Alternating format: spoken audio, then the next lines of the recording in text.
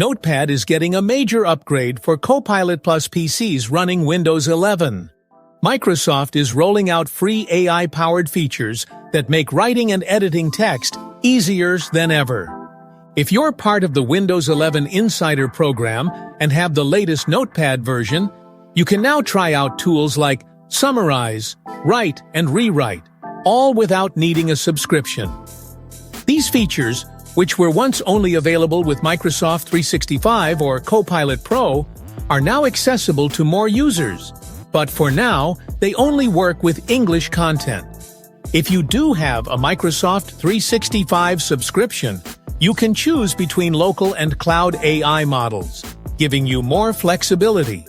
And if you prefer the classic Notepad experience, you can turn off these AI features in the settings or switch back to the original notepad.exe.